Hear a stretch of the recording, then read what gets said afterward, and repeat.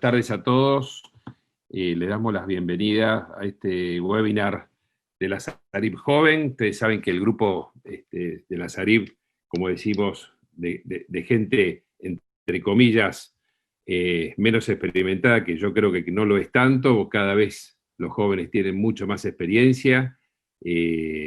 Vamos a hacer un webinar que se refiere básicamente a oncología y contamos con un panel de expertos para comentar los casos que los chicos van a presentar.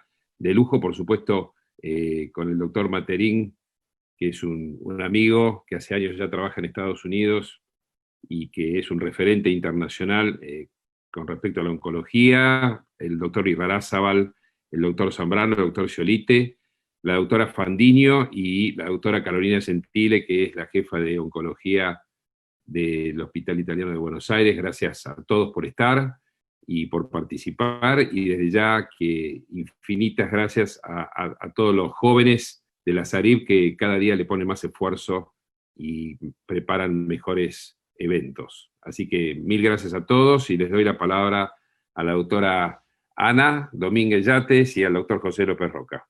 Muchas gracias. Muchas gracias, Andrés. Buenas tardes a todos. Vamos a dar inicio a esta jornada de SARIP Joven.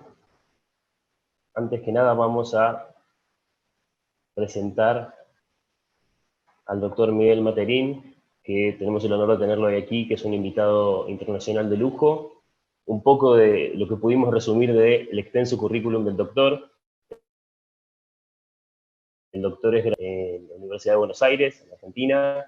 Él después estuvo en el servicio de oncología ocular en el Wills Eye Hospital en Filadelfia, como médico, como director de estudios diagnósticos y como director de oncología ocular.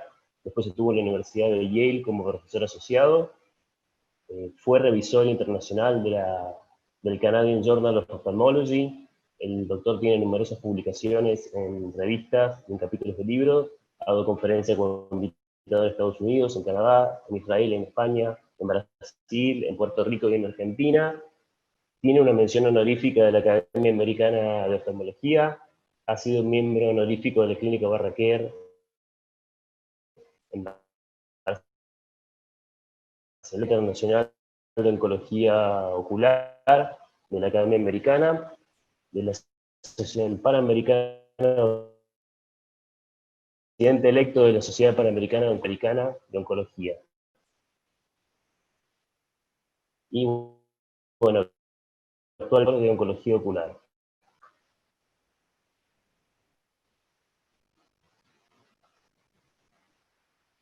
Vidal. Vamos a dar inicio entonces a las charlas.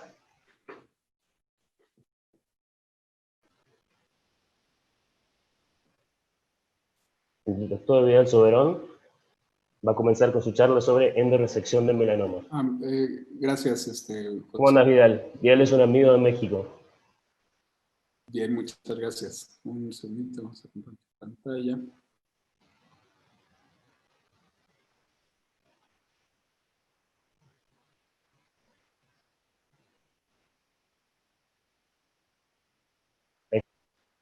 Ahí estamos. Bueno, primero que nada quiero agradecer la oportunidad de presentar con ustedes este caso. Bueno, yo soy especialista de retina aquí en la Asociación para Evitar la Ceguera en México, y luego estuve un año trabajando en oncología en UCLA con la doctora Tara McCannell. Entonces acabo de regresar el año pasado a México y empezamos a ver casos aquí en la Asociación para Evitar la Ceguera. Entonces les comento del caso de un masculino de 30 años, sin antecedentes de importancia, que se presenta con baja visual de un mes de evolución en el ojo izquierdo. A la exploración física vemos que el ojo derecho no tiene ninguna alteración, y en el ojo izquierdo vemos una masa subretiniana, coroidea con pigmento heterogéneo, que se encuentra en la cara temporal inferior, y vemos como de aquí irradian unos pliegues hacia la fovea. Al hacer la autofluorescencia, resalta el pigmento hiperautofluorescente, que es parte del pigmento naranja que presentan comúnmente los melanomas. Vemos en el OCT la causa de por qué le está bajando la visión a este paciente, y es el líquido que tiene despegando la fovea por el desprendimiento de retina seroso. Vemos también la masa, un corte que pasa por encima de la masa. A la ultrasonografía me reportan que el paciente tiene una masa de origen coroideo de 8 por 8 milímetros y se encuentra con una reflectividad media baja. Que todo esto apunta otra vez más ya al melanoma coroideo. Un momentito. Revisamos laboratorios de los cuales solo destacaba que el paciente padecía también de una hipertrigliceridemia, pero no tenía problemas con pruebas de función hepática nomás. Por lo mismo hicimos estudios de extensión, le hicimos un PET-CT al paciente, el cual sale relativamente normal. Es decir, nos encontramos con un paciente que tiene un melanoma clínicamente y por los estudios. Sin embargo, no se encuentra de momento con una enfermedad de extensión ni metástasis a hígado, pulmón o cerebro. En ese momento se le comenta al paciente del tratamiento, le ofrecemos al paciente hacer braquiterapia o alguna otra opción de radiaciones externas. Sin embargo, en la Asociación para Evitar la Ceguera vemos pacientes de escasos recursos en México que usualmente no tienen tampoco acceso a servicios de salud. Entonces, el paciente no contaba con recursos y no tenía manera de pagar la braquiterapia. Aquí en México se hace poco braquiterapia. Resulta muy costoso, puesto que el material nuclear hay que importarlo. Entonces, platicamos, habiendo leído varias series de casos en las cuales se realiza esta técnica de endorresección con resultados relativamente favorables. Entonces yo me animé a comentar la posibilidad al paciente de, en vez de practicarle una enucleación, podríamos intentar resecar esta masa por medio de una vitrectomía. Entonces el paciente aceptó y fue lo que se hizo. Entonces primero hicimos una FACO para poder tener bien acceso hacia la base vítrea. Después de hacer un despedimento de vítreo posterior, empezamos a rasurar la base y vemos en este momento empezó el paciente, por los cambios de presión de la FACO y de la vitrectomía, empezó con un sangrado subretiniano, que pues, nos complicó un poquito el tema. Al acabar la vitrectomía empezamos a hacer una retinectomía 180. La idea era, después de hacer esta retinectomía 180, jalar la retina por encima del tumor, pasarla para otro lado y empezar a secar el tumor. Sin embargo, me encuentro con que la retina estaba pegada a este tumor, por lo que no tuve otra opción más que seguir adelante, quitar la retina en ese lugar y empezar seguir adelante con la cirugía. Lo que hicimos fue cauterizar la coroides alrededor del tumor para tener algo de márgenes y tratar de reducir la posibilidad de un sangrado importante. Subimos la presión de la máquina de vitrectomía y empezamos a resecar la masa directamente con el vitrector. Entonces, en el momento de hacer esto al principio, lo que hicimos fue desconectar el vitrector de la máquina y conectarlo a una jeringa de 20 cc para tener una muestra para patología. Al llenarse esta muestra, pues regresamos otra vez a la máquina de vitrectomía.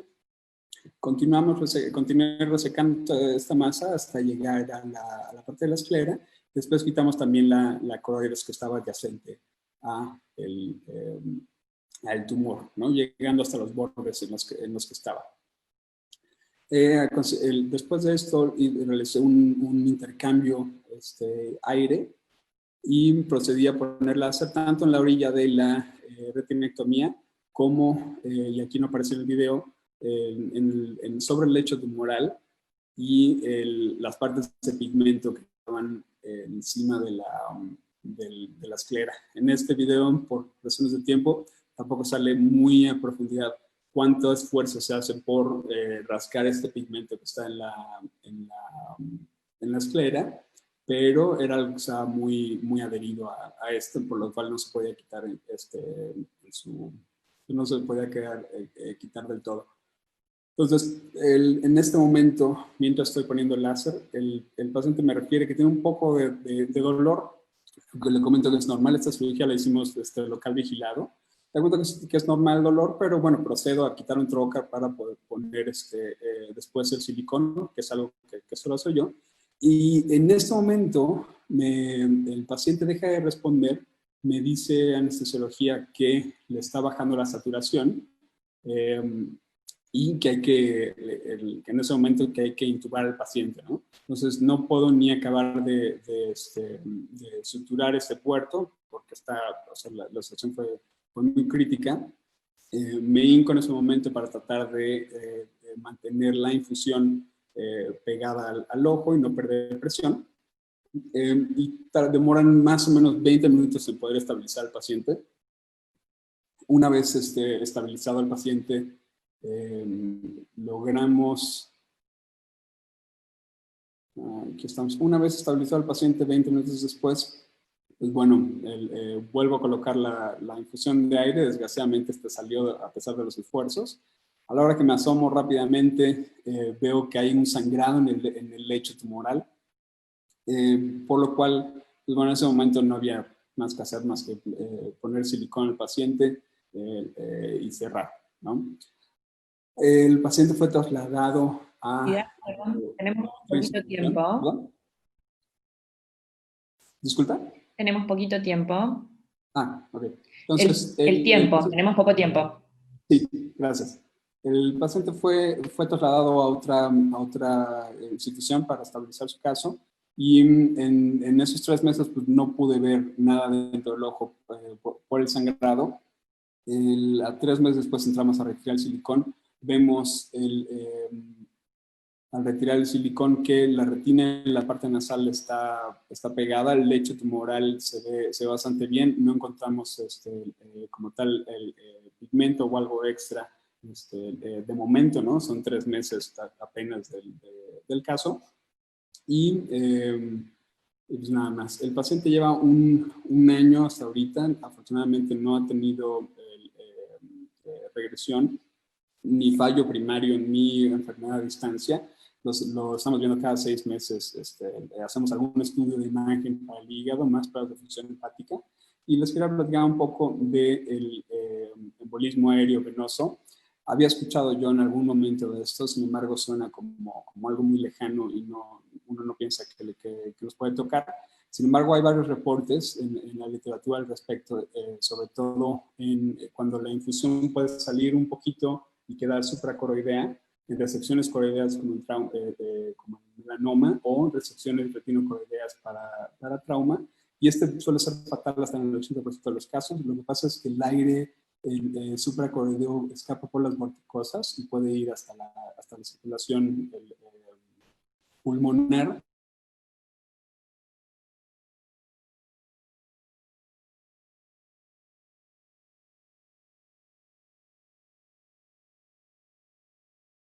El anestesiólogo pudo estabilizar el caso rápidamente y nos dimos cuenta en cuanto tuvo alguna manifestación. Y pues bueno, era todo de la charla. Les dejo aquí mi correo. Esta foto me preguntaba Nico hace rato si era en Bariloche, pero no, esto es México. Estos son el glaciar que está encima del volcán Iztaccíhuatl. De ahí al lado se ve el volcán Popocatépetl, que está todavía activo. Y déjenme compartir pantalla. Perfecto. Muchísimas gracias, Vidal. Muy interesante. Bueno, queríamos saber la opinión de los panelistas, qué experiencia tienen con este tipo de tratamientos y, bueno, cuál es su opinión acerca de la endoresección. ¿Estoy conectado? Zambrano, sí. Sí, está conectado. Bueno, supongo que Arturo también tiene experiencia, pero lo madrugué, así que... la resección, en realidad, muy preconizada por Bertil D'Amato y por otros, la endoresección es un procedimiento muy llamativo, muy interesante. Tres o cuatro detalles. El primer detalle, La embolia que han tenido está descrita porque están tratando tumores muy posteriores en correspondencia a venas vorticosas, y es a partir de eso, con el aire, que tienen estas embolias aéreas. Lo mismo está descrito cuando usan fluorocarbono, sosteniendo. Segundo punto, en general se utiliza la endorresección complementándola con la irradiación, con la placa, lo cual, lógicamente, ya yo llegué unos minutos tarde, pero es clarísimo que no se hizo por una cuestión de costos y muchas veces lo hemos tenido que hacer, muchas veces, no hemos hecho tantas. El tercer punto es un tema técnico. La mejor manera, en mi opinión, y no es que yo lo haya inventado, de hacer una endorresección es atravesar directamente la retina, ir al medio del tumor y desde el medio del tumor escindirlo totalmente. Es mucho más simple, no necesita tanta hipotensión el ojo, el paciente, no necesita tanta hipotensión y no necesita tanta hipertensión intraoperatoria. De todas maneras, si bien tenemos alguna experiencia y sabemos que la sobrevida o la mortalidad son equivalentes a otros procedimientos, no es un procedimiento que utilicemos demasiado. Ya que, bueno, nada, lo demás sigan opinando, para eso están. Gracias. Una opinión sobre esto. Esto lo preconizó mucho y lo hizo bastante famoso en su momento, la resección sin placa, García Arumi. Me acuerdo haber discutido este tema con él hace 20 años, 22 años, y él me decía que no tenía complicaciones casi en cuanto al tumor. Pero hay un detalle. En los estudios del COMS, en tumores de este tamaño, más del 50% tienen infiltrado por el tumor la esclera y un 25% tienen células extraesclerales malignas. Entonces, las probabilidades de recidiva de este tumor y por lo tanto de metástasis son entre grandes y enormes. O sea, García Arumi nunca lo publicó, pero dejó de hacer esta técnica por los malos resultados que tuvo. Durante unos años lo hablaba y después lo dejó. Yo creo que por una cuestión social puede darse un caso que te toque hacerlo, pero solamente lo plantearía cuando es ojo único de un paciente que no tiene ninguna posibilidad de pagarlo. Incluso García Arumi en el lecho le hacía TTT, que el TTT se supone que tenía penetración, y así todo tuvo una cantidad enorme de recidivas. No sé, Miguel, si tenés una opinión sobre esto, o Carolina. Sí, cuando García Arumi lo presentó en el 99 en la Sociedad de Oncología Ocular en Filadelfia, yo pensé que lo iban a crucificar. Pero así y todo, la técnica se mantuvo y se mantuvo principalmente en Europa. Acá, yo no sé Tara McCannell si lo hace o no de rutina, yo sé que ella le hace vitrectomías, le pone silicón, etcétera, pero más por un tema de evitar la radiación. Yo no tengo experiencia personal en la endorresección porque tengo acceso a las placas. Yo lo hablé con otros colegas tuyos de México, inclusive de Brasil, donde es tan difícil conseguir las placas, etcétera, porque los políticos dicen, bueno, sáquenle el ojo, pero qué sé yo creo que la mejor técnica es la que uno puede hacer y sabe hacer. Me da un poco de miedo no irradiar, aunque sea el lecho de lo que quedó de la cicatriz, sobre todo es un chico de 30 años, ¿no? Y bueno, sí, no es sencillo, es muy fácil para mí hablar porque tengo las placas, ¿no? Y del tamaño que nosotros querramos. Así que, qué sé yo, lo único que puedo decir es traten de no abandonar, pelear para tener la braquiterapia. De todas maneras, el justificativo de la gente de Liverpool, ahora no está más en Liverpool, de D'Amato, es que esto disminuiría o evitaría o minimizaría el Toxic Tumor Syndrome, es decir, el síndrome que se produce por la irradiación de estos tumores. Por Sí. eso que él preconiza que sí, hagamos endorresección, pero irradiémoslo al mismo tiempo. Sí, en un momento, Alberto, se habló mucho, inclusive acá hay gente que, no sé si todavía lo quieren hacer o no, es hacer la endorresección, diría, una semana después o 2 semanas después o del primer mes después de colocar la placa. ¿Por qué Sí. tan pronto? Y porque después el tumor se hace muy fibroso y es muy, muy difícil comerlo con el vitrectomo. Pero es un poco lo que vos decís, Bertil, lo que dice es que disminuye la posibilidad de la retinopatía por radiación haciendo la endorresección. Yo creo que De el todas principal... maneras, y así lo dejamos tranquilo a Vidal, la justificación lamentablemente es la típica justificativo que tenemos en muchos Sí, países, sí. que es o nada o intentemos algo. Hay un No lo detalle que me gustaría, justifiquemos. un detalle que me gustaría agregar, si se puede, muy cortito. Sí, Respecto perdón, tenemos muy poquito tiempo, pero sí. un segundito nada más. Sí, Cuando sí. D'Amato, el grupo de D'Amato, porque D'Amato no hacía tanto las vitrectomías, sino Carl Grunwald, pero básicamente la elección del paciente que iba a hacer endorresección, primero la endorresección de este tipo no se hacía primaria y se elegían básicamente tumores de base con forma de dedo de guante, de base chica y más bien altos. Y lo que hacía D'Amato era la resección la resección del tumor periférico, ¿sí? Pero no sé si este sería el caso ideal para elegirlo como una endorresección primaria. Anita, un solo comentario. Bien.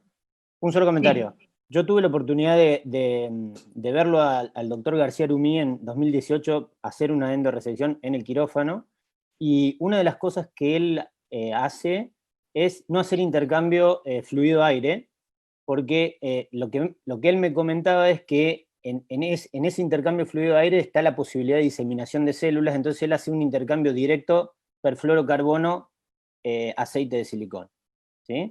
Y trabaja con presiones muy altas, trabaja de 100 milímetros de mercurio, y otra cosa que hace es, le coloca la placa, en alusión a lo que decía el doctor Materín, en ese momento que yo lo vi, le colocó la placa el mismo día de la cirugía y se la sacó los 5 días posteriores, ¿sí? Pero él me comentaba también que anteriormente lo hacía colocando la placa antes y después haciendo la endorresección. No sé si lo seguirá haciendo ahora, pero yo en 2018 lo vi hacer una endorresección y Claro.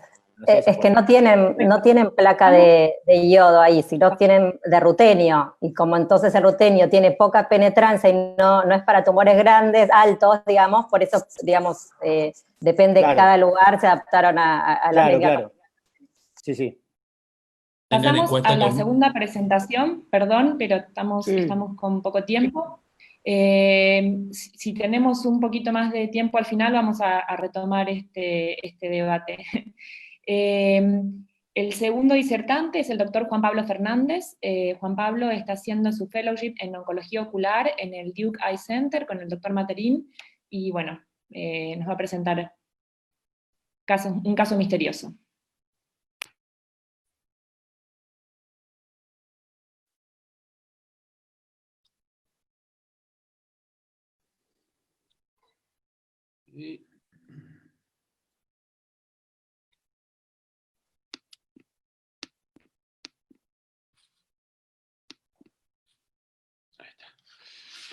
Bueno, primero muchas gracias a los organizadores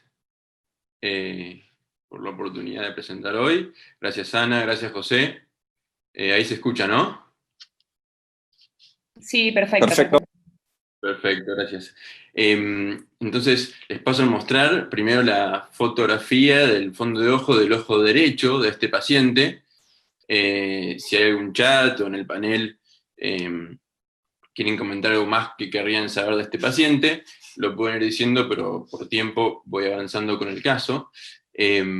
Como lo primero que nos llama la atención es esta lesión blanco-amarillenta, temporal inferior al nervio óptico, una lesión con alrededor abundante exudación, exudados a nivel macular, esta lesión hipopigmentada, temporal inferior, y agrego un dato más, que este paciente tenía 13 meses de sexo masculino. Entonces, cuando vamos a lo más básico, que es obviamente a ver qué datos nos puede aportar para hacer el diagnóstico del ojo izquierdo, podemos ver principalmente dos lesiones blanco traslúcidas, cercanas a la arcada temporal superior y a la arcada temporal inferior, como apuntan las flechas. Otra lesión por debajo del nervio óptico, sobrelevada. Vemos otra lesión sobrelevada donde estoy apuntando. Cuando vemos estudios complementarios... Un segundo. Creo que lo que quiere preguntar Juan Pablo ¿es esto un retinoblastoma? Sí, no y por qué. ¿Alguien? Bien, ¿Algún oftalmólogo pediatra? ¿Está Adriana? Adriana, ¿nos Sí, ayudás? doctora. Me quedé sin red. Edad del paciente, perdón, ya lo seguro que lo dijeron. 13 meses. 13 meses. Mostrá las dos fotos, ahí. Adriana está sin sonido. Estamos con dificultad. La ecografía... En un primer momento uno puede pensar, pero esta exudación no es típica y si uno mirara este ojo solo podría llegar a pensarlo, pero yo estoy pensando... Por el lugar del color y todo lo demás yo ya sé lo que es. Sí.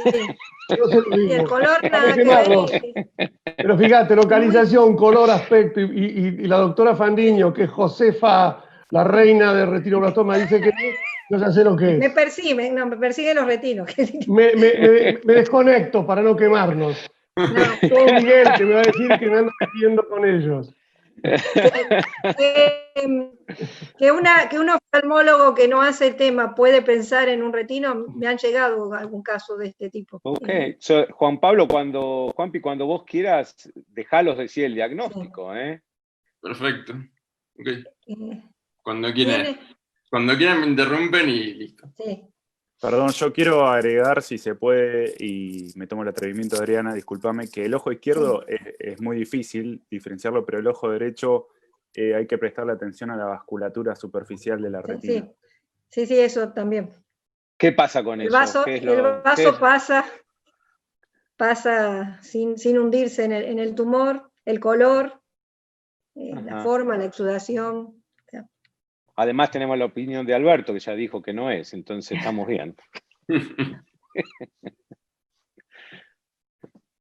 ¿Se fue? ¿Van a creer todo lo que digo? Pobre. Vale, seguí, que no te va a dar el tiempo.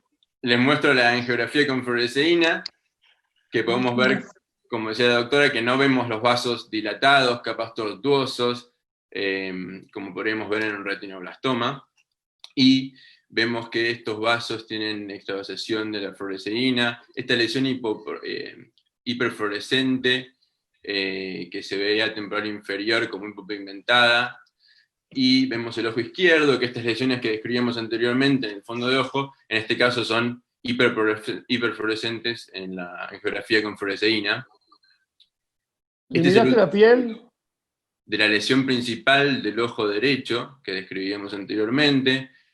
Tiene una señal hiperreflectiva, que mide aproximadamente la lesión unos 4.5 milímetros de altura.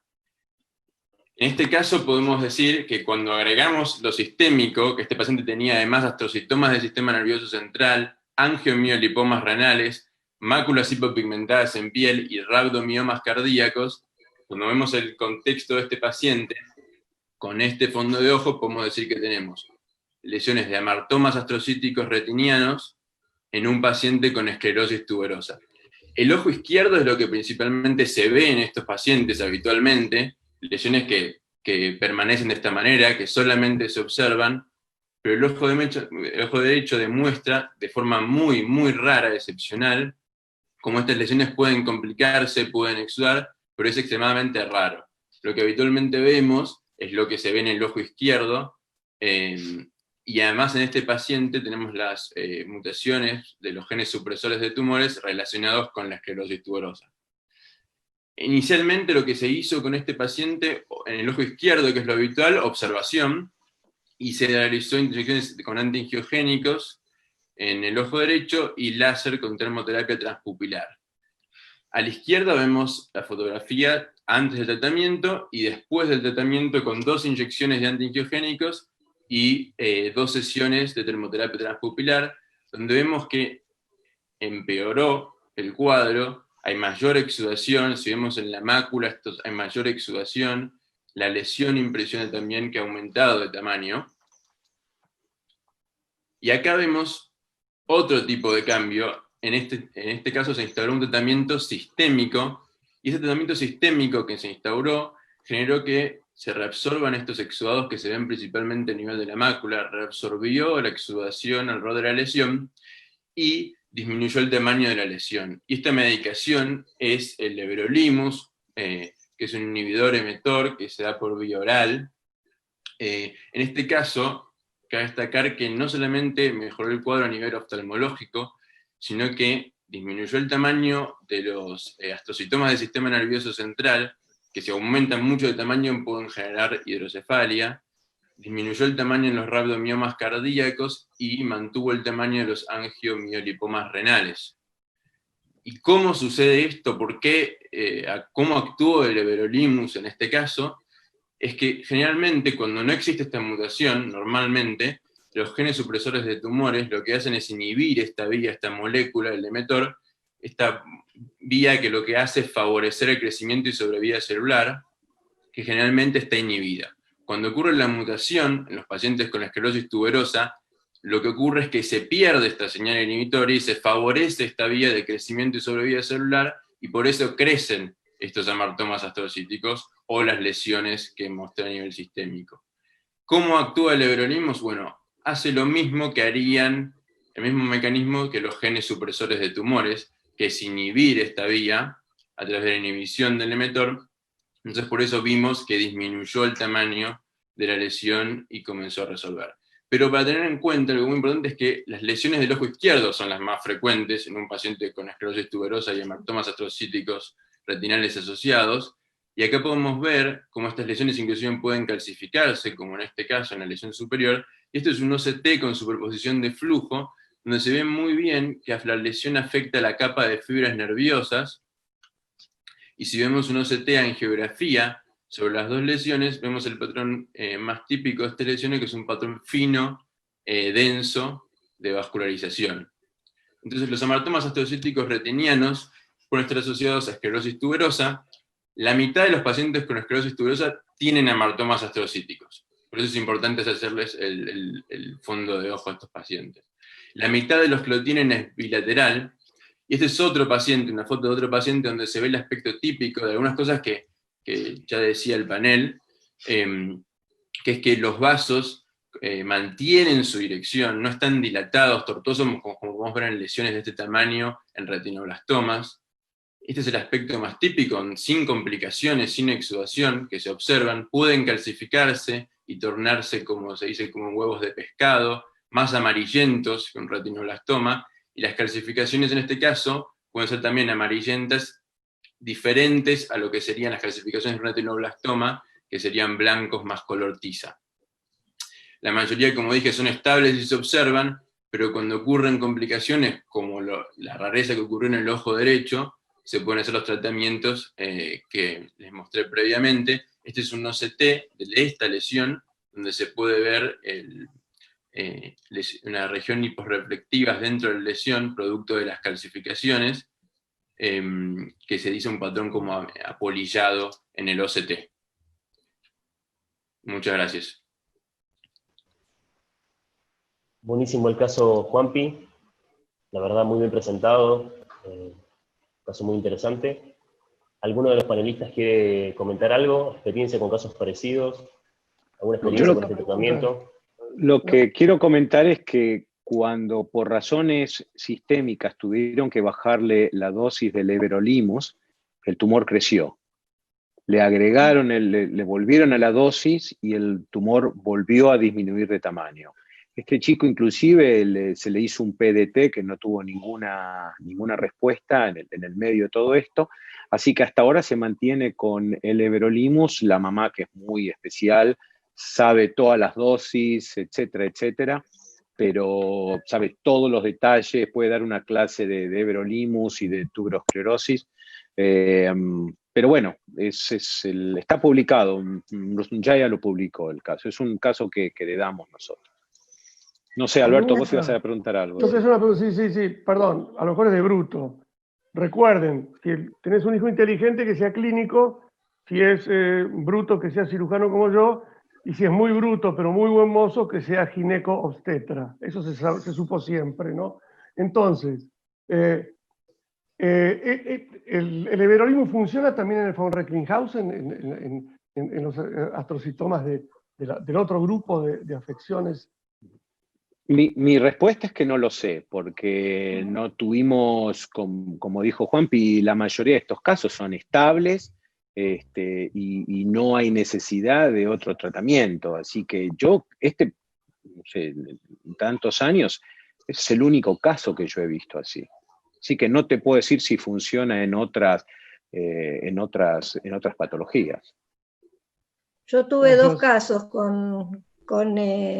similares. Una, la mamá tal cual vos la describís, todas las mamás que están con esto en Argentina le costó mucho conseguir que le autoricen traer la droga, peleó mucho y la consiguió, y también vi la reducción de las lesiones. La otra paciente la perdí, y otro paciente que vi que me derivaron como los dos ojos, como el ojo izquierdo de este bebé, que venía con diagnóstico de retinoblastoma, con toda la explicación de lo que era un retinoblastoma, y hubo que cambiar totalmente el speech, y bueno, también no es un cáncer, pero es una enfermedad que también tiene sus complicaciones, ¿no? Así que fue lo más arduo cambiar toda la historia que traía. En cuanto a la droga, no tengo experiencia tampoco con von Recklinghausen. Yo quiero hacerle unas preguntas a Juanpi y Miguel.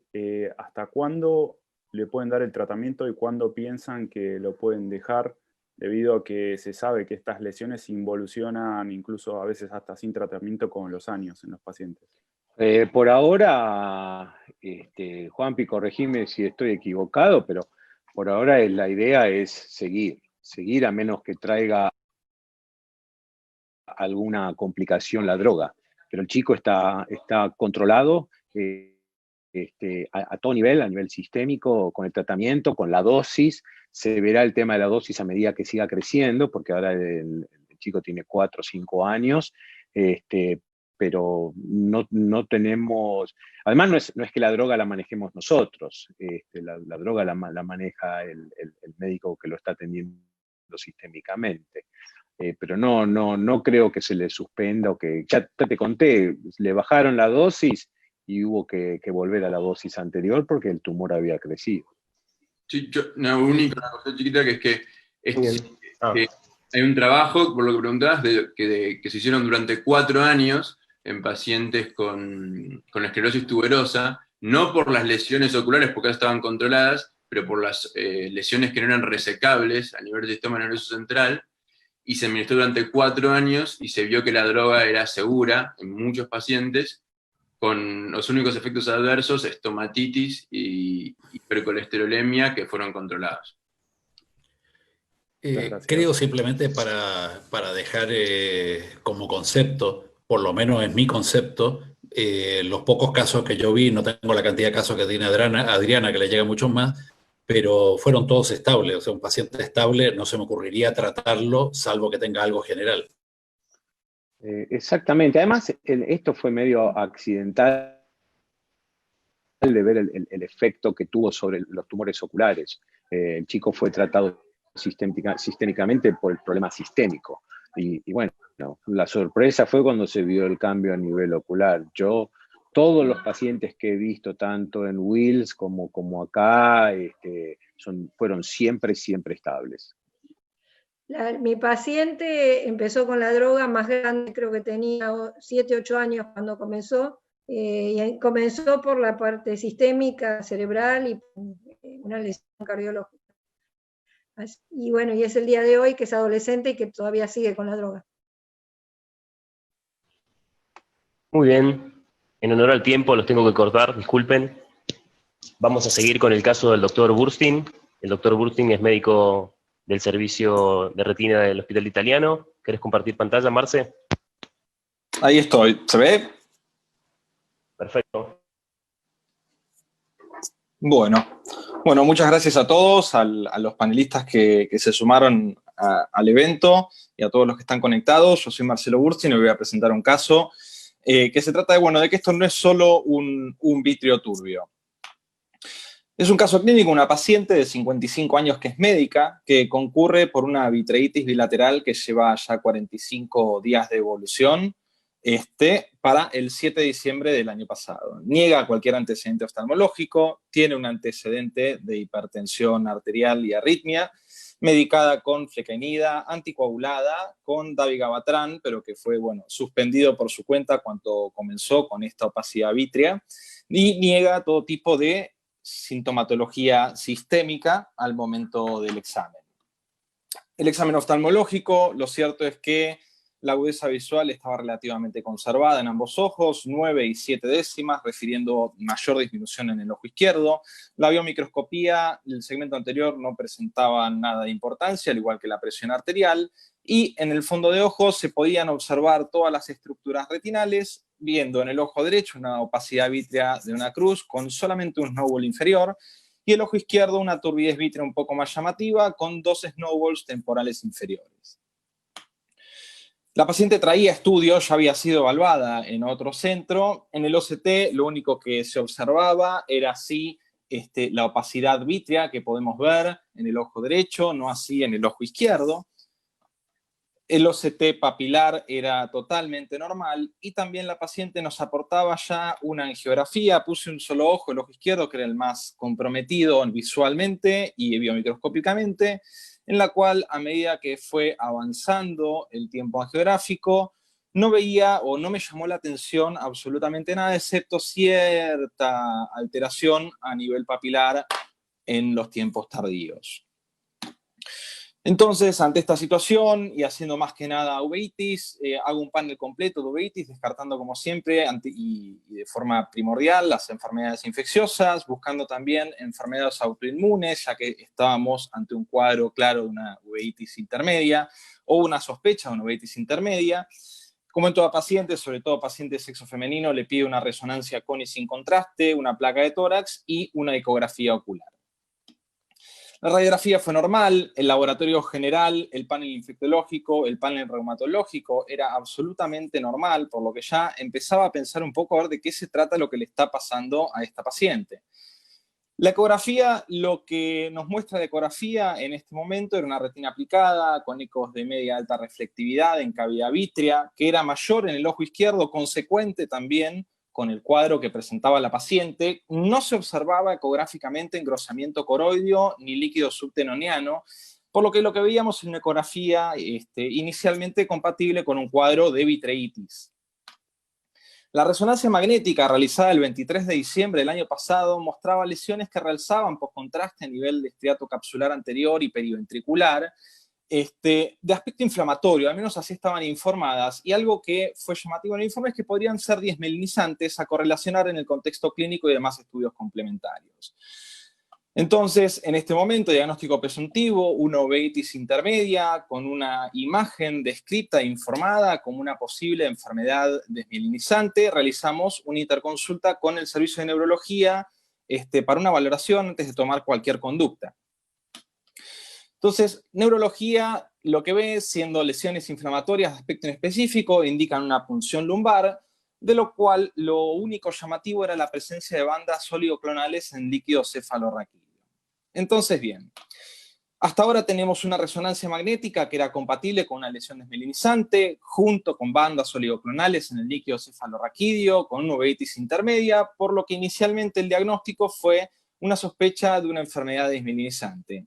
Por ende, habiéndonos puesto de acuerdo con el servicio de neurología, iniciamos una corticoterapia por la uveitis intermedia, no por las lesiones desmielinizantes, y le repetimos la resonancia, la cual muestra una disminución del tamaño de las lesiones, y la paciente refiere, 72 horas después de haber iniciado la terapia con corticoides, una mejoría de la agudeza visual que fue constatada en consultorio con 20/20 y un claro clearing de todo el material opaco en el vítreo. Sin embargo, la paciente realiza una consulta con otro especialista, un especialista muy importante en el país, el doctor Ariel Schlein, quien me llama y me sugiere, a pesar de todos los indicios, que realice una vitrectomía diagnóstica, por lo que indicamos suspender la corticoterapia y 2 semanas después de estar libre de corticoides, le programamos la vitrectomía. Lo interesante es que al haber suspendido los corticoides tenemos nuevamente la turbidez vítrea y ante la suspensión del corticoide, la paciente ahora sí refiere el inicio de un cuadro vertiginoso, es decir, que sumado a la opacidad vítrea tenemos la presencia de síntomas neurológicos. Realizamos la vitrectomía recién el 11/2 debido a dificultades en autorizarla con su prestador de salud. Tomamos una muestra sin diluir, acá me voy a detener un segundito. La técnica que utilizamos en estos casos es una vitrectomía en seco.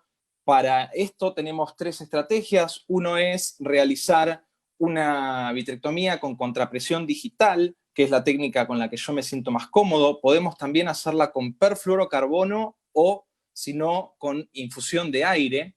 En lo personal yo me siento más cómodo haciéndolo con contrapresión. Obtuvimos 2 mililitros de muestra con conservación inmediata en medio parasitología y inmunomarcación, utilizando parámetros de bajo corte, bien, por la susceptibilidad que podría llegar a tener el material oncológico para poder tener un rescate que nos permita llegar a un diagnóstico, y la aspiración manual fue realizada por un ayudante. Asimismo, hacemos un cierre de las esclerotomías con suturas reabsorbibles para evitar filtración de cualquier tipo de material que pueda salir de la cavidad vítrea. Repetimos la resonancia. Lo que se observó ya libre de corticoides fue un aumento del tamaño de las lesiones, tumefacción con efecto de masa, extensión que no había sido evaluada en los estudios previos y la aparición de una nueva lesión a nivel temporal izquierdo. Por lo que ahora el informe de la resonancia hace un viraje diagnóstico y considerar en primera instancia un proceso linfoproliferativo. Por ende, ahí levantamos el teléfono, la llamamos a Caro, que hoy está en el panel con nosotros, para plantearle cuál era la situación de esta paciente. La anatomía patológica, que fue realizada por el doctor Zárate, nos confirma por inmunomarcación la presencia de material CD20 positivo y CD3 positivo y células agrupadas de aspecto linfoide, por lo que realmente en este momento ya estábamos ante una citopatología sospechosa de lesión linfoproliferativa, por lo que ya no solo lo estábamos evaluando a este paciente con la gente de neurología, sino también con la gente de oncohematología. Realizamos una nueva OCT en el ojo izquierdo, que fue el ojo vitrectomizado. No había nada que me llame la atención.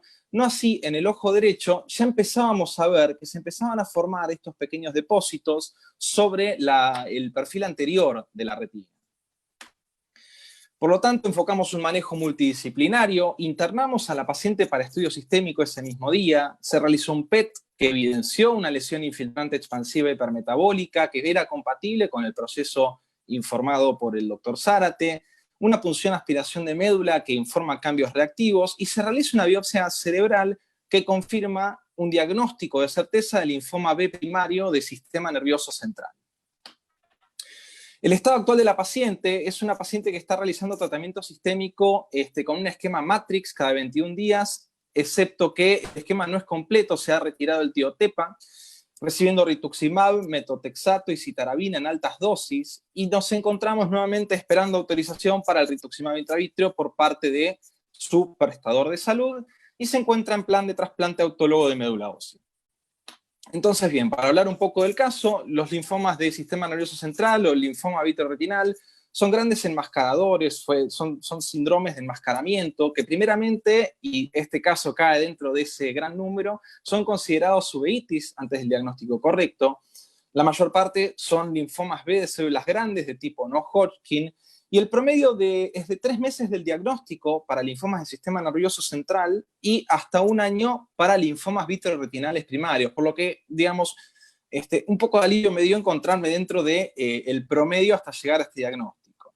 Es importante también tener presente, de acuerdo a este review, que el compromiso bilateral, ya sea con o sin compromiso del sistema nervioso central, nos tiene que hacer considerar realizar un diagnóstico, un tratamiento sistémico junto con el tratamiento local y el manejo multidisciplinario para considerar el trasplante autólogo de médula ósea.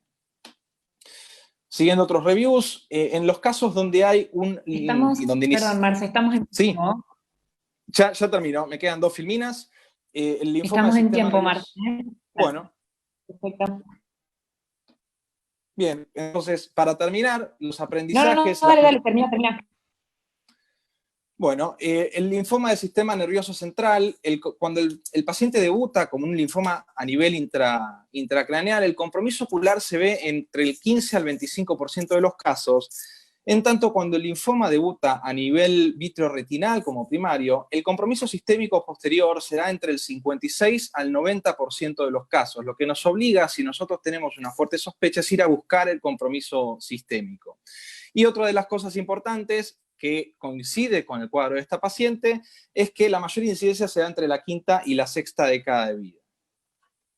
Como aprendizajes, ya que las conclusiones se las quiero dejar al panel, yo la verdad que aprendí mucho de este caso, es que ante cualquier cuadro bilateral de compromiso vítreo, siempre sospechar una enfermedad maligna. La realidad es que cuando Ariel me llamó y me dijo, Marce, no lo descartes, tomale la biopsia, una de las cosas que yo charlé mucho por teléfono fue la duda de someter a un paciente a una vitrectomía, y a veces el conservadurismo nos lleva a errar en el diagnóstico. Entonces el aprendizaje es que no dudar, y no lo voy a volver a hacer, en realizar una vitrectomía diagnóstica a pesar de tener fuertes indicios de otra sospecha, y por supuesto estos casos nos exceden como oftalmólogos y tenemos que considerar siempre un manejo multidisciplinario. Ahora sí, la bibliografía anterior no era la correcta, la bibliografía correcta es esta, ya que el caso se trata de un linfoma. Así que, bueno, espero el caso les haya gustado. La verdad que para mí es el primer caso de linfoma que veo, el primer caso que me toca manejar, y bueno, ha sido de gran aprendizaje. Muchísimas gracias por la atención. Ya dejo de compartir Excelente, pantalla. Marce, buenísimo el caso, buenísima presentación. Excelente. Ahí estamos. Muy buen caso. Bueno, gracias. Tenemos poquito tiempo, pero si los panelistas quieren aportar, sí. No, yo quería decir eso, como conclusión, la sospecha, digamos, en una uveitis bilateral, asimétrica, de esta evolución, bueno, sospechar, muchas veces le puede llegar, como dice Marce, a especialistas de uveitis o a retinólogos, entonces sospechar esta patología, y ante una muestra negativa, digamos, una vitrectomía diagnóstica negativa, hay que tener cuidado, si estuvo con corticoides, puede dar negativo, entonces ante la alta sospecha clínica, incluso volver a hacer una nueva cirugía. Eso por un lado. Por otro lado, es una patología poco frecuente, entonces, de hecho, es muy, muy importante la sospecha. No sé si Miguel quiere decir algo. Sí, quiero decir varias cosas, no sé cuánto tiempo vamos a tener, pero voy a decir dos que me parecen las más importantes. La primera es el pensar como oncólogos versus pensar como uveitólogos o retinólogos. Para nosotros como oncólogos es más fácil pensar en malignidad, y para los uveitólogos o retinólogos es más fácil pensar en algo inflamatorio, porque es lo que cada uno ve. Yo creo que siempre hay que descartar lo más grave primero. Y en una mujer de más de 50 años con una vitreitis sin causa y lesiones del sistema nervioso central, para mí es una indicación absoluta de vitrectomía diagnóstica, absoluta. Esa es una. Dos, no, ya está. Yo creo que ya dije las dos cosas, ya está. Un comentario a eso. Este paciente no tenía uveitis anterior, si entendí bien. No, Doc, lo único que presentaba era una uveitis intermedia y la evaluación por digamos, multidisciplinaria que sugería las lesiones de tipo inflamatorio. Sí, perfecto, porque... Pero no, uveitis anterior realidad, no tenía. Claro, porque en realidad, en el caso nuestro por lo menos, si no tiene uveitis anterior, yo lo veo a Emilio Dodds, que está a 2 consultorios míos, le hubiera indicado prácticamente directamente la vitrectomía. Sí. Porque incluso la uveitis intermedia tiene un componente de uveitis anterior prácticamente siempre. Así que creo que hubiera ido bastante rápido a vitrectomía. Bueno, pero Marcelo inclusive mostró en una de sus diapositivas que el linfoma es el gran enmascarador. Enmascarador. Te salió bien. Enmascarador. Así que hay que tener una sospecha. Esa es una. Y dos, cada vez estamos viendo más. Cada vez estamos viendo más y en gente más joven. Así que yo creo que hay que tener lo que hay que sacar del caso de Marcelo, Gracias por presentarlo de esa manera y por decir lo que aprendiste, porque creo que a todos los que están escuchando, no sé cuántos son, creo que son 20 o somos 20, bueno, ya hay 20 menos que vamos a ir directo o que van a ir directo a la vitrectomía antes de darle un corticoide. Y agrego un pequeño detalle, yo esa paciente la conozco y claro, hay que tener por ahí un poco, creer en el ojo clínico. Cuando la veo le digo a Eugenio Oría, que hace uveitis con nosotros, le digo, eso no es una uveitis, no son snowballs, es un grumito en el vítreo, hacer una biopsia. La perdimos, se perdió un poco de tiempo por lo que bien dijo Burtin de cuestiones socioeconómicas, pero en ese momento era por algo, no me pregunten por qué, era sospechoso. Bueno, además hemos visto una seguidilla, curiosamente como pasa siempre, ¿no? Como vienen los malos políticos en fila, también vienen los linfomas en fila. Pero está bien, es aprender del error, es como dice Carlos Mateos, uno aprende más del error de haber perdido 2 meses, que no es que lo perdió, porque bueno, o sí se perdieron, pero no por culpa de Burstein. Pero ese es el tema. Había algo que no era una uveitis intermedia. Lo otro que dijo Marcelo... Perfecto, ya está, ok. No, es el tratamiento sistémico, no tratar el ojo nada más. Que lo otro que me pareció bien de lo que mostró Marcelo es, esto es un tratamiento sistémico, esto no es un tratamiento del ojo con inyecciones. Esto es un linfoma sistémico y hay como bien dijo él, manejarlo con el neurooncólogo y hacer todos los tratamientos sistémicos posibles. Ahora hay que estar también preparado porque va a recidivar. Lo más probable es que en algún momento recidive. Sí, a mí me distrajo mucho y creo que ahí es donde estuvo mi error, el informe de algo desmielinizante. Creo que ahí es donde yo pequé de confiarme de ese informe y no sostener la sospecha de algo maligno. Bien. Miguel, a pasar a la última. antes de pasar, perdón, me dan un segundito, antes de pasar a Miguel, somos 110 conectados, así que son muchos más lo que aprendimos. ¿Pero y por qué Por dice suerte. 20 acá? Participantes tengo 20. Porque son los que están coordinando. Acá en el Zoom somos 20. Por Facebook hay 90 más. Ah, bueno, mejor. Mejor ¿Sí? entonces. No, mejor. Seguí, Ana. Gracias. Bueno, perdón, pero tenemos poco tiempo y bueno, vamos a pasar a la última presentación que está a cargo del doctor Franco Benvenuto, que es becario del Hospital Garrahan. Así que Franco, bueno, bienvenido y ya podés compartir pantalla. Bueno, muchas gracias. No sé si se escucha bien. Aprovecho mientras para agradecer a Mauricio y a José por la invitación. Bueno, la realidad es lo que vengo a compartir con ustedes es un caso que el final es con un interrogante a compartir con el expertise del panel de invitados. Y la verdad es que es un paciente que se lo derivó al hospital debido a que en un control de rutina habían encontrado unas lesiones en el segmento posterior en ambos ojos, entonces lo mandan para ser evaluado en nuestro servicio. El paciente era de sexo masculino, 2 meses de edad, y este es el primer examen bajo anestesia que le realizamos. Se realiza el diagnóstico clínico de retinoblastoma bilateral con un estadio C en el ojo derecho y un estadio B en el ojo izquierdo.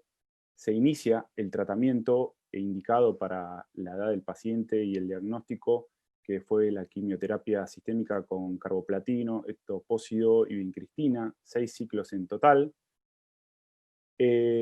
Continúa habiendo actividad en algunas lesiones, sobre todo que iban apareciendo en periferia y en media periferia, si bien podemos ver que luego de las quimioterapias sistémicas, las lesiones principales en polo que habían iniciado al momento del diagnóstico estaban en el ojo derecho tipo cottage y en el ojo izquierdo y en media periferia inactivas en forma de escara, debido y gracias al tratamiento, había en la periferia todavía cierta actividad, por lo cual se continuó tratando al paciente con terapia intraarterial en ambos ojos, sobre todo en el ojo derecho. Y además, en el ojo derecho lo que teníamos era la presencia, que se puede ver en esta foto mucho mejor, de siembras vítreas, como podemos observar acá. Por lo tanto, se continuó tratando al paciente con intravítreas sabrán muy bien que tienen muy buenos resultados y ha mejorado rotundamente la sobrevida ocular en los pacientes con siembras vítreas por retinoblastoma, siendo que es la principal causa de el entorpecimiento de los resultados en el tratamiento conservador de la patología. ¿Qué sucedió en un momento en un estudio bajo anestesia? Estaba revisando como de rutina la periferia con el OBI, haciendo identación, 360 grados luego de haber recibido el paciente un tratamiento que ahora voy a explicarle más adelante, y identando en periferia, a esto se debe el nombre del caso que estoy presentando, digo, bueno, a esta lesión que verán ahí nasal superior en el ojo derecho, temporal superior, perdón, digo, bueno, a esta lesión le voy a hacer crio en un rato, lo sigo revisando y dejo de indentar. Es entonces, ¿de qué sucede? Lo vuelvo a observar sin indentación y digo, el ojo sigue indentado, ¿qué pasó? Me fijo a ver si estaba Adriana mirándome de cerca y digo, me mata, ¿qué acabo de hacer? Bueno, la cuestión es que observándolo mejor, lo que pude observar era un compromiso coroideo, como pueden observar ahí en la imagen, no sé si se verá el cursor, pero acá lo estamos viendo, y le realizo una ecografía. Lo que se observaba en el momento era un compromiso coroideo como si fuese un desprendimiento coroideo de tipo hemorrágico. Podrán ver en la imagen, en la parte inferior de la imagen, ciertas hemorragias preretinales en regiones donde se observan las escaras por tratamiento pasado con criocoagulación, y es entonces que decidimos estudiar el paciente. Realizamos imágenes, la imagen de VM es del momento donde observamos una lesión hiperreflectiva, se observa la lesión en forma de domo con reflectividad elevada, lo mismo en la ecografía que le indicamos en el momento, y por supuesto que decidimos estudiarlo con neuroimágenes. Esta es la resonancia, en T2 se puede ver de forma hipointensa la lesión en el ojo derecho, ya de mucho más tamaño porque había pasado cierta cantidad de días entre la primera vez que observamos este hallazgo y el momento en que le pudieron realizar la imagen. Es entonces que en una cuestión de muy pocos días, menos de 2 semanas, el ojo evoluciona realmente muy mal, evoluciona muy rápido, generando un desprendimiento total de la retina, y incluso el paciente ya tenía hipotensión ocular, y además, por ejemplo, se podría ver cierta ictericia en la conjuntiva. El ojo realmente había evolucionado muy mal, se podría decir que estaba en un estadio de peretisis. Es entonces que nos pusimos a pensar realmente qué es lo que había sucedido. Veníamos controlándolo bien al paciente, el otro ojo, por suerte las lesiones están inactivas, y veníamos realizando los tratamientos que están indicados por los estadios y las lesiones que presentaba. Sin embargo, en el mes previo a la complicación que observamos en el examen, habíamos realizado 2 inyecciones intravítreas de melphalan y además había el paciente recibido una terapia intraarterial con melphalan y topotecan. Por lo tanto, estuvimos revisando la bibliografía porque hemos tenido otro paciente que es más nuevo que este, pero como fueron 2 pacientes, realizamos en cierto modo esta revisión retrospectiva de lo que había sucedido, y la verdad es que acá tenemos el examen, un paréntesis de lo que es la patología y el compromiso hemorrágico y la invasión total de coroides, con incluso el compromiso de una porción de la esclera, pero abundante componente hemorrágico. Entonces nos pusimos a pensar y planteamos 2 hipótesis. Había invadido coroides y la quimioterapia que recibió generó la hemorragia con el desprendimiento, o lo que sucedió es que esta quimioterapia alteró en cierto modo la barrera retinal e indujo que el tumor invadiera la coroides. La verdad que son 2 hipótesis que se plantean. Estuvimos revisando la bibliografía en cuanto a las posibles complicaciones de las terapias conservadoras en retinoblastoma. Solamente lo que es que lo reporta Carol en este trabajo, en el cual hubo complicaciones con intravítreas de melphalan, como recibió este paciente, pero con altas dosis. Los pacientes que tuvieron estas complicaciones como tisis o pretisis fueron con dosis mayores a 50 microgramos en cada aplicación y nosotros siempre usamos 30 microgramos como está pautado. Así que planteo esta duda para el panel y que nos ayuden a deliberar qué pudo haber sucedido en este paciente con una evolución tan tórpida en tan pocos días, siendo que venía evolucionando y venía controlándose perfectamente con las terapias que estábamos realizando. Muchas gracias. Muchas gracias, Franco. Buenísimo, la verdad, una complicación rarísima. Muy buenas imágenes. Muy bueno, Franco. Yo lo primero que haría es cambiar el título porque hay que seguir inventando. Sí, totalmente.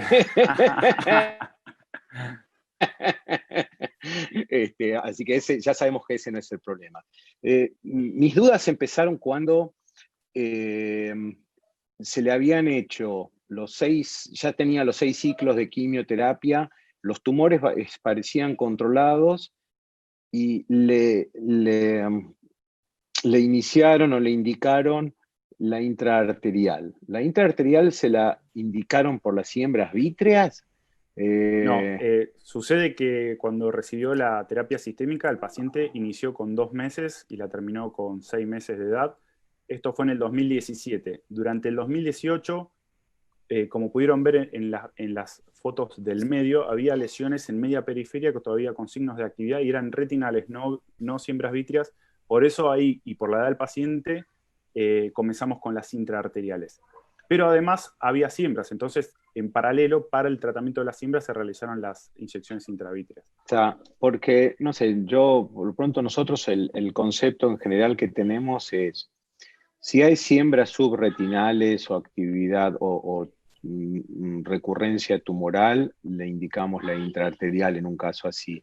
Si las siembras son vítreas, lo tratamos solo con las intravítreas. A mí lo que me parece es, y yo no lo he visto presentado, inclusive por la gente del Memorial Sloan Kettering, casos donde el melfalán si bien es una droga muy vieja, es una droga muy activa, lo sabemos muy bien por la respuesta del retinoblastoma. Y ellos han tenido, sobre todo con dosis altas, ¿no? No sé por qué se le indicó 50 microgramos y no 30. Pero me parece como que había mucho melfalán dando vueltas ahí. Sí, igual Miguel no se le indicó 50, nunca hicimos 50, nosotros siempre hacemos 30. Okay. El artículo que cité de Carol Shields tuvo complicaciones con 50 microgramos. Ok, está bien, yo te entendí mal, pero me parece como que, no sé, nosotros tal vez no vemos tantos pacientes como ven ustedes en el Garrahan y tan complicados. Creo que los casos que ven ustedes son más complicados en general que los que vemos nosotros, pero yo trato de no hacer 2 tratamientos de estos al mismo tiempo. No digo que esté mal, insisto, nuestros casos tal vez no sean tan complicados como los de ustedes, pero a mí me gusta, yo prefiero ver cómo responde al tratamiento que le estoy dando y bueno, y de ahí tomar las decisiones. Pero me parece que acá hubo mucho melfalán, ¿no? Perfecto. Sí, la realidad es que no se realiza la terapia junta. Okay. Lo que sucedió es que la quimioterapia intraarterial y las 2 intravítreas fueron en un intervalo de, suponte, 30 días aproximadamente. Lo que sí se lo planteamos como una hipótesis en que pudo haber sido eso realmente, o que la coroide ya esté comprometida previamente sin observarse en el examen clínico. Okay. Yo pienso que esta última situación, que tenía compromiso coroideo en esa zona. Es lo que pienso ahora retrospectivamente y no lo pensamos en ese momento.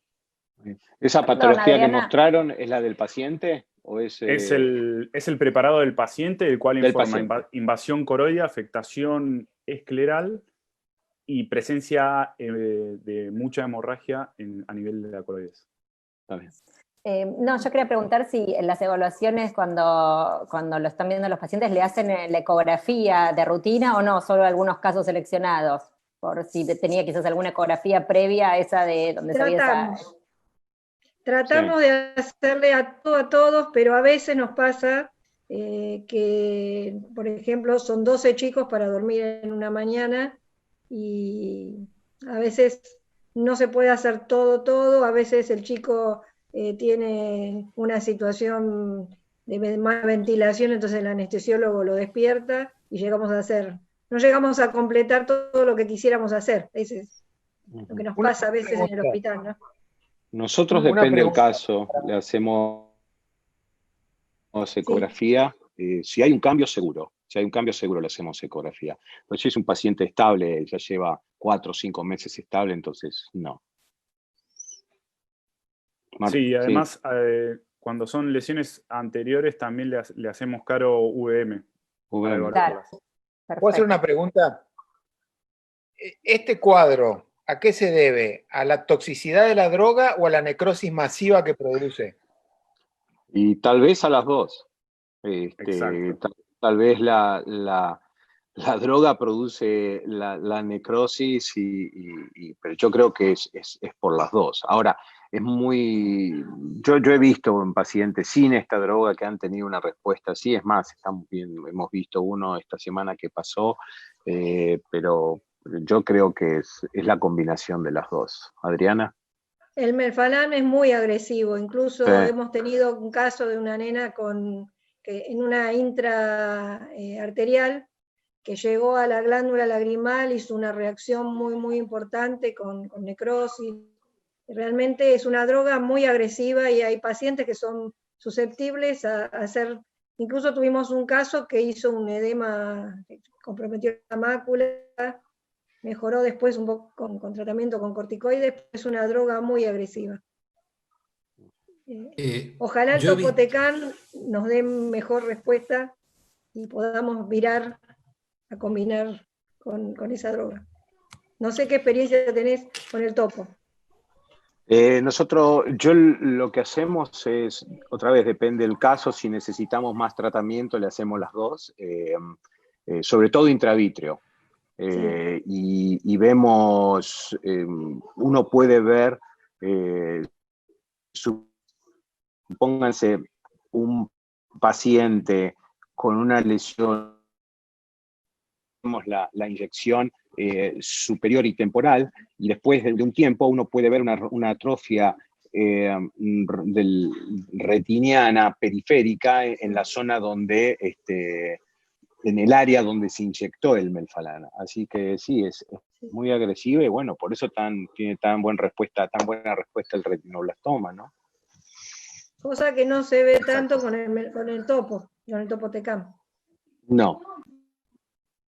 Una observación nada más, que algún caso de desprendimiento coroideo así, a mí no me tocó por este tema, pero me ha tocado por lo menos 3 que yo me acuerdo, uno de ellos secundario, un paciente tratado con una placa, que realmente el problema fue la indentación, una indentación bastante importante y que después le dicen, apareció un tumor y le está creciendo. Y uno le hace la ecografía, dice un desprendimiento coroideo, pero por supuesto que tuvieron muy buena evolución. O sea, no descartar que pueda no ser algo tan maligno, sino que simplemente una complicación mecánica del momento, como posibilidad, no sé si lo han visto. Bueno, yo no sé cómo identa Arturo, él fue el que me enseñó a mí a hacer la depresión escleral, pero yo no lo he visto por un tema mecánico, así que Arturo debe haber cambiado la técnica desde que me enseñó a mí. No, evidentemente en este caso ha sido el tumor, porque para que invada capa de esclera es que el tumor tenía actividad. Bien. El presidente está ahí. Señor presidente. ¿Alguna otra pregunta, chicos? Bueno, nada más agradecer, como siempre, a todos los participantes, desde ya a Adriana, a Carolina, Alberto, Arturo, Alberto, Nacho, como siempre, a Miguel, que es un amigazo que siempre está presente cada vez que se lo convoca. Gracias, Miguel. por tu tiempo, a todo el grupo de la SARIP joven, que cada vez está creciendo más y está haciendo las cosas espectaculares, y desde ya a José y a Ana, que fueron los que organizaron particularmente este evento. Así que un abrazo a todos, muchas gracias, a cuidarse, y nos vemos en 15 días con el Ateneo de los pseudo viejos, ¿no? Chao, muchas gracias por todo. Bien. Chao, chicos, gracias, gracias por participar. Una cosita Un abrazo. antes Sí, de terminar. Ana. Una cosita antes Sí, de terminar. Queríamos invitarlos, desde la SARIP Joven queríamos invitarlos a participar. Hay un grupo de Facebook que en la SARIP Joven para esto, para que los jóvenes retinólogos podamos participar, consultarnos casos, mostrarnos videos o diferentes cosas para interactuar un poco más entre los jóvenes que estamos en este camino de la retina. Buenísimo. Ahí Bárbaro. ahí por Facebook van a pasar el link.